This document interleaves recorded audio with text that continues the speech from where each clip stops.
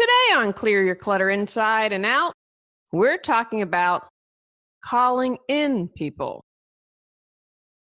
Do you invite people into discussions or try to hammer your point of view? Have you found yourself shamed on social media or when talking with friends? Would you like to learn to have different viewpoints and get along? Learn how to create community as opposed to ostracizing people as we begin our month focusing on We Are One. Do you control your clutter, or does your clutter control you? On Clear Your Clutter Inside and Out, we'll teach you awareness as well as action steps to create change in your life. Come on, let's get started. Hey everyone, happy February. This month we are going to be focusing on We Are One, being part of the oneness. I was motivated to do this entire month just because of everything I see on a daily basis. It just really makes me sad that we have become a nation. I'm speaking for the US. I'd love to hear, I have viewers and listeners around the world. I'd love to hear what your thoughts are and what's going on in your country. We can't talk anymore. We are a nation of keyboard warriors who say really mean things to one another. And so this month I wanted to focus on remembering, as I heal, you heal. As you raise your vibration, it raises mine. We're all part of that oneness. We are all part of that one big universal energy. Today's particular episode was inspired by a post in a group I belong to. And if you listen to January's, this is part 2. If you recall, I said, we're getting a twofer out of this one. I was really excited. So a quick recap was that I belong to a networking women's group, and someone was looking for an apartment. Her boyfriend, they were trying to find a place, and she said, "You guys." The woman took a screenshot, posted "ugh," and I need to learn how to do that. I still haven't done. She's like "ugh" and red and exclamations and circled "you guys." Super passive aggressive. People got really upset. And that's a perfect example of calling out someone. And we're going to talk about calling in today. And the woman gave a great response. And I want to read a little bit of it because her response would have been a better example of calling in. She said, "You didn't say, hey, language matters and this gender stuff is hard," right? Because when she said that, if the poster said "ugh," would have said that invites a conversation, right? And she went on to say, if you did, your comment would have likely been interpreted and responded to in a much more positive light. And she's right on. She said, you screenshotted, should be screenshot, my well-intentioned, linguistically gender-neutral and colloquial greeting and said, ugh. Very passive-aggressive and offered no form of constructive criticism. And this is what I was talking about at the beginning, why I get frustrated and why women's group. I went to women's college. I'm like, go women. We're all awesome. All of us as human beings are great. And I see women do that. And I see it more so than I do with men. And I think that we as women need to get our act together because it's worse among women than it is men. I think the current administration has brought out a lot of ugliness, which I'm like, hey, bring it up. Bring up the darkness because we really need to understand who we are as a country, what's going on, how we treat people. And so the ugliness, you can't clear, if you don't bring the darkness to light, you can't clear it. So I try to view this all as positive. And it really has sadly deteriorated. And I think it's just let that junk keep coming up and then we can release it. But women are much worse with this than men are by a long shot. So when the poster wrote ugh, the total point of this was to shame that person. Wasn't anything but shame. And I did an episode last year, the Cersei Lannister Perp Walk episode. If you have shame in your life, if you're someone that shames, I'd encourage you to definitely check that out. So after reading this post, as I shared in the episode in January, I posted about some things like calling in versus calling out, and the post got removed. And I was really annoyed by that because I thought you do your group a disservice, and then I post something that is about inclusion and getting people to have a conversation, and it has taken away. But in a nutshell, the articles that I shared were about calling in versus calling out. And I gave an example a moment ago, the woman who said, here's how you could have phrased it, right? And maybe someone would have had an aha moment instead of trying to shame someone. Because I don't know about you, but if someone tries to shame me, I am just probably going to tune you out. Now, I've gotten better about that because I always like, bring it back to me. Why am I annoyed? I do that 95% of the time. Again, I'm still human, but probably in the moment, I'm just going to shut down. That's why I spent less time on social media, because I I can't. It's very challenging. Someone insulted me on YouTube the other day, and I'm grateful. I'm like, great. This is going to serve as an inspiration for another podcast episode coming up this year. And I can't remember if I shared this last time, but I love The Rock. And so there was something about calling in or calling out, and they said he said this, and he's like, that's not my style. I tell it to you straight. And he just, from everything I've seen, again, he's an actor, but he just strikes me so, look, The Rock could beat up anyone, right? He's a huge guy. About being straightforward. And again, it was in a situation where he was supposedly, I think, calling out someone, and he's just like, I don't do that. So how is calling out creating clutter for you? If you are the one calling out, it's creating a lot of clutter mentally, energetically, emotionally, spiritually, right? You are putting out your mental energy, dealing with this responses. I just picture this woman as a language police, and like I'm going to correct everyone. And this isn't the first time this particular woman has done this, but I think how much of your mental space and your energy deals with this. What about emotions? She was obviously upset. The person that responded was upset. Multiple people on the post were angry and upset. And everything's energy. So you've got multiple people just kind of in a cranky, hateful energy. That's not a really good place to be. That's not a good place to be at all. So what clutter when you call out, or you are the recipient of being called out? What is that creating for you? And it can create spiritual clutter, because we want to bring it back. We're all trying to come from a place of love. Whether or not we're aware of it, we really are. Most of us are.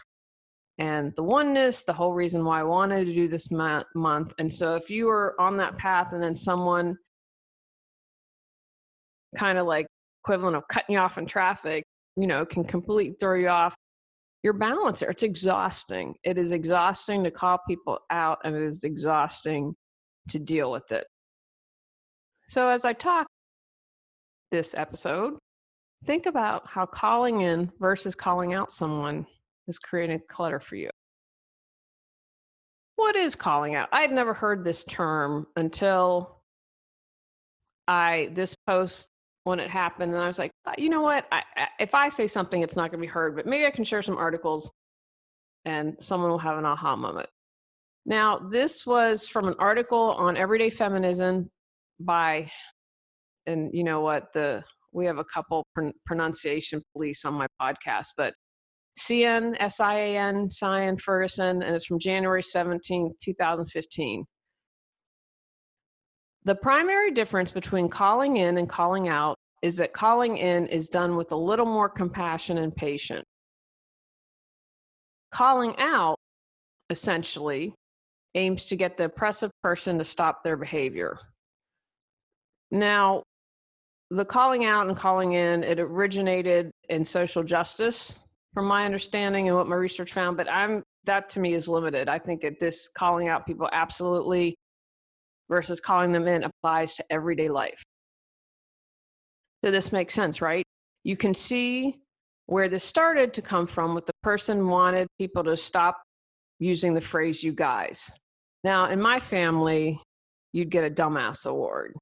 Now, we joke about it and we lovingly call someone a dumbass. My father started this tradition.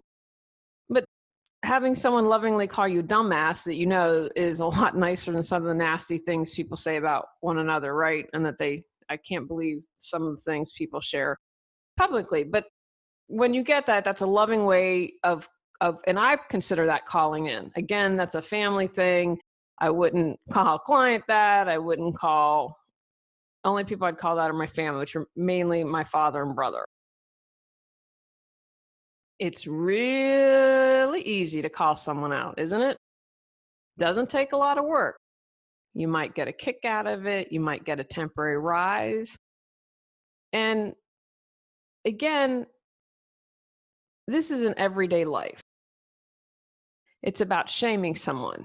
And a lot of us seem to like a public shaming, right? But I think it's like when Cersei Lannister did the perp walk, if you're a Game of Thrones fan, and everyone lined up screaming shame and throwing things at her. There's something that, whether it gives us a temporary boost, whether we feel like we're part of a group, whether it allows us to not feel shame ourselves. I think it's a combination of this thing. A lot of us seem to dig a public shaming. And I'm going to share later in the month, actually, here's a good example, and I'm doing a podcast about this later on. Ben Affleck would probably be a better example. He is struggling with sobriety. And I talk about this later on. You know, I don't want to see that he's struggling with sobriety in my newsfeed. That's his privacy, that's his business. And he's been publicly shamed for that. And that's definitely calling out. It's not saying, hey, I hear your struggles and calling in. So that's just one example of, I think, of how many of us take joy in public shaming. I want to be really clear here, though. I'm not condoning bad behavior, meaning that sometimes you just have to call out someone. Like Prince Andrew is the perfect example to me. He needed to be called out. I'm grateful that he did that interview because I think it was very telling. You get more flies with honey than vinegar. Some of the people are just as bad as some of the people who are saying things. Like in that particular instance with the UGG, she just, to me, came off way worse than that woman who posted ever could have. It's easy to see when you haven't suffered to understand how others might have. For example, some men have no understanding or, quite frankly, empathy of what it's like for a woman who's been assaulted. You saw that in my view with the Kavanaugh hearings. Just the reaction of some men, or the reaction of some men and their vitriol towards Greta, is it Thunberg, the Swedish climate activist person? I have no idea what it's like to be a person of color. I'd probably get a good idea if I had a professional makeup done and have a day where I wasn't white, where I would walk around and people couldn't tell that I was a white woman. With this background, so thinking maybe I don't understand what it's like for someone else, try and understand then why people would call you out. So again, we're part of the oneness. We want to work on empathy and expanding our awareness. Do you make sexist or racist comment? Are you all about yourself and have no empathy for others? Are you trying to listen and understand or just get your point of view across? Awareness is big for me because I've really noticed in the past couple months just this complete lack of awareness multiple times. So I'd encourage you, try to come from a place, even if you're called out, where might that person be coming from? How can I have a little empathy for it? Does the thought of clearing your clutter overwhelm you? Clear Your Clutter Inside and Out has 21 standalone chapters to fit your schedule and lifestyle. Stop being afraid, gain clarity, and go at your own pace. The Clear Your Clutter Inside and Out workbook lets you record your thoughts step by step as you go through the book. Free MP3 meditation with purchase. Get control of your clutter so your clutter doesn't control you. Reclaim time, money, sanity, and resources. Learn more at reawakenyourbrilliance.com and also available for purchase on Amazon. So what is calling in? In this article, shared a quote, which I thought was really great from, and again, I'm going to think of Ngoc Loan Tran on Black Girl Dangerous. I picture calling in as a practice of pulling folks back in who have strayed from us. It means extending to ourselves the reality that we will and do bleed up. We stray, and there'll always be a chance for us to return. I love that. There'll always be a chance to return, because to me, that's realizing we all make mistakes, we all can do better, and instead of ostracizing, we're calling in. Calling in is a practice of loving each other enough to allow each other to make mistakes, a practice of loving ourselves enough to know that what we're trying to do here is a radical unlearning of everything we have been configured to believe as normal. I just thought that was really well said. And again, this to me is not just about social justice. It is a way broader everyday life. I also liked from Ashley Astru from dictionary.com when she talks about the difference between calling in and calling out. Calling in refers to the act of checking your peers and getting them to change problematic behavior by explaining their misstep with compassion and patience. She gives a good analogy of a huddle. I thought this was great. To bring someone in and talk about the game plan to get everyone on the same page. I think that that was a beautiful analogy, right? We're part of the oneness, we're part of a team, instead of this thing of ostracizing, shaming, you are bad, you.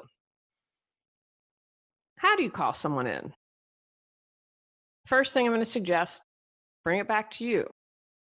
Be aware of your own wounds.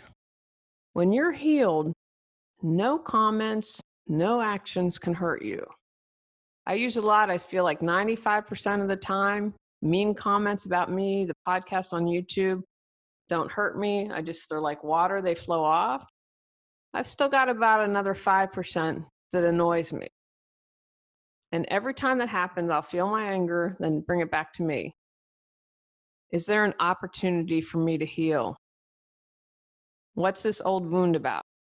So I encourage you, even if you're calling out, like, why do you feel the need to do that? And if you're the one called out, same thing, bring it back to yourself.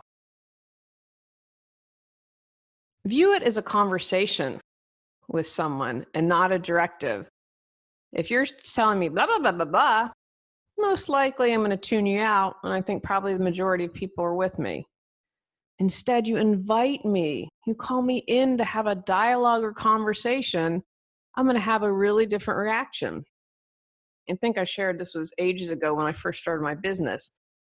And the person called me out, but I had enough foresight. She said, I hate professional organizers. And it kind of threw me off balance. And I said, well, why? And we ended up having this awesome conversation. And I talked about being green and eco-friendly and how I bring that in. And that, even though she called me out, I was able to open up a dialogue. So remember, it's a dialogue, it's a conversation. It's not you screaming and getting your views across. This is really important. Know that you can walk away. This is true for anything in life. Know and understand and be really clear. What are your limits and boundaries? You don't have to join every fight you're invited to, right? Sometimes you just have to do this. Maybe it's not the right space. You're not up for discussion. It doesn't matter.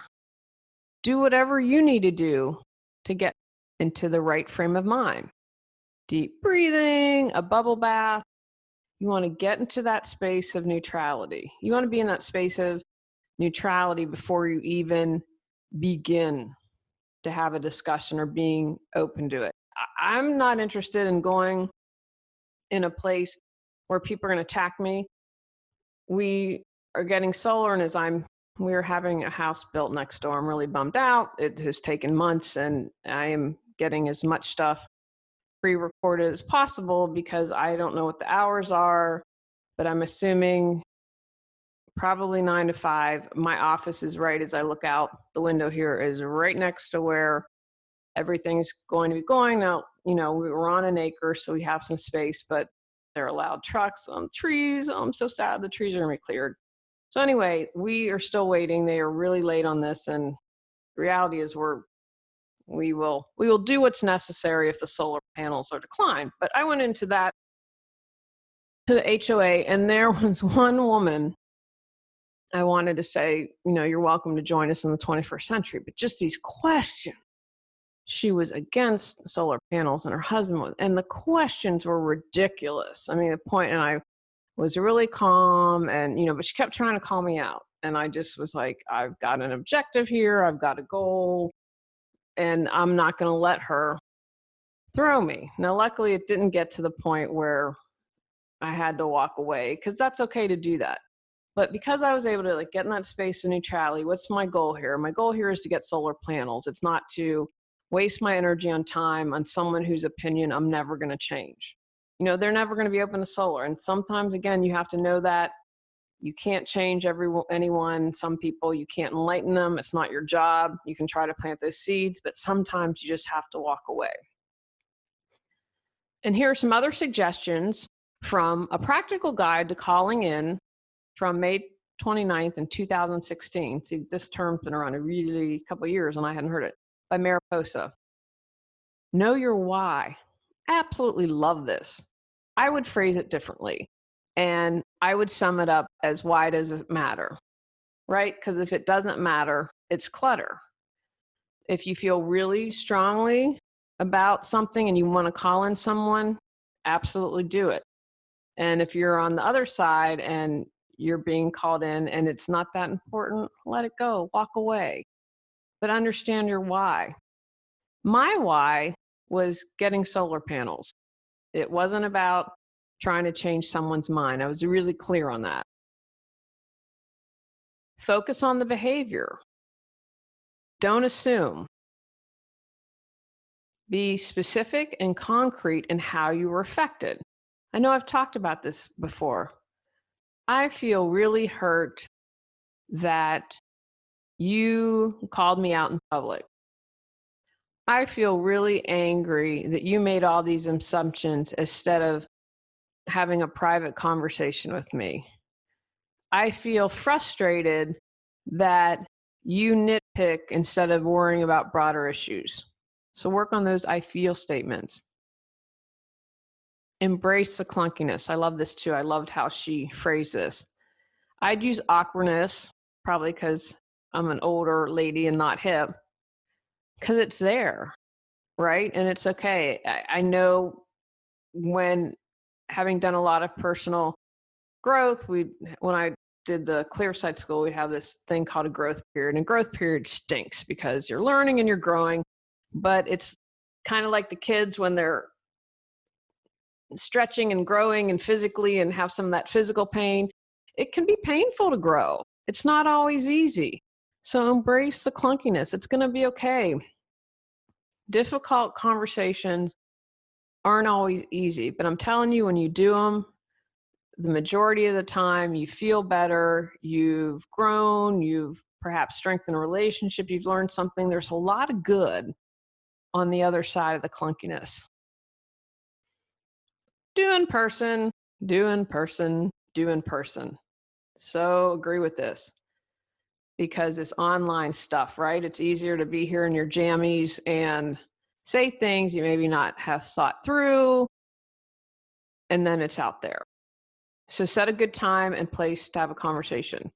Remember once when I was working with my coach and she said, "Oh man, you owe Tony apology," and not text.